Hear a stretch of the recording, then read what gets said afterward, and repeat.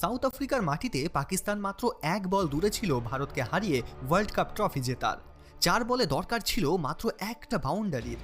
গোটা বিশ্ব ছিল পাকিস্তানের সাপোর্টে, কিন্তু তখনই ভারতের বীর সন্তান মহেন্দ্র সিং ধোনি পাকিস্তানের জেতা ম্যাচ ছিনিয়ে আনে ভারতের দিকে।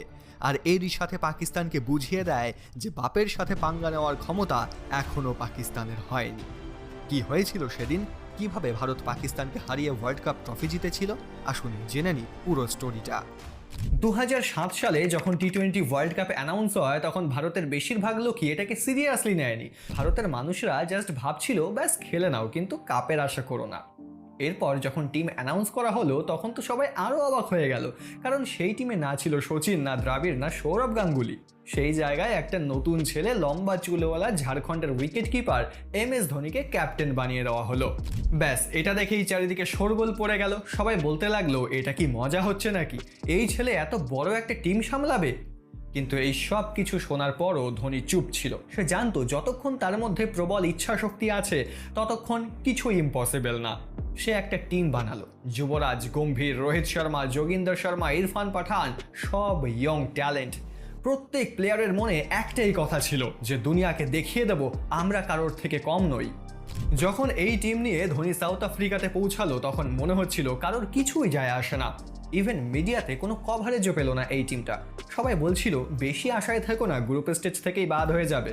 কিন্তু একটা ম্যাচের পর সবার ধারণা বদলাতে লাগলো। স্কটল্যান্ডের বিরুদ্ধে প্রথম ম্যাচ বৃষ্টির জন্য বাতিল হয়ে গেল। তারপরের ম্যাচ ছিল পাকিস্তানের সাথে, সেই ম্যাচটা ড্র হলো, কিন্তু শেষে বল আউট মেথডে ভারত ম্যাচটা জিতে যায়। এটা দেখে তো সবাই চমকে গেল।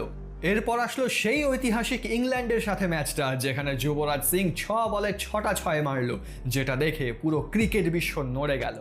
তারপর অস্ট্রেলিয়ার মতো দানব টিমকে সেমিফাইনালে হারিয়ে ভারত ফাইনালে উঠল। এবার ভারতীয় দর্শকদের হুঁশ ফিরল। তারা এবার বলতে লাগলো, আরে ভাই এই ছেলেটা তো সত্যিই কিছু করতে পারে। এবার ফাইনালের দিন আসতে আসতে পুরো দেশ যেন এক হয়ে গেল। সবার মুখে একটাই কথা, ব্যাস পাকিস্তানকে হারিয়ে দাও আর পুরো দুনিয়াকে এটা প্রমাণ করে দাও যে আমরা ইয়ং হতে পারি, কিন্তু চোখে চোখ রেখে লড়াই করতে জানি। ভারতবর্ষের মানুষ এখন সেই স্বপ্ন দেখছিল যেটা এর আগে তারা কখনো দেখেনি। আর সেই স্বপ্ন মাত্র 1 পা দূরে ছিল। কিন্তু এটা স্বপ্নই থাকবে নাকি বাস্তবে পরিণত হবে, এটা নির্ধারণ হওয়া এখনো বাকি ছিল। যথারীতি সেই প্রতীক্ষিত ফাইনালের দিন চলে আসলো। সাউথ আফ্রিকার জোহান্সবার্গ স্টেডিয়ামের ভেতর থেকে বাইরে শুধু একটাই নাম শোনা যাচ্ছিল, ইন্ডিয়া ইন্ডিয়া। আর অন্যদিকে পাকিস্তানি দর্শকরা পাকিস্তান পাকিস্তান বলে চিৎকার করছিল। স্টেডিয়াম পুরো কানায় কানায় ভর্তি, প্রত্যেকের হাতে নিজের দেশের পতাকা। ঢাকঢোল নিয়ে সবাই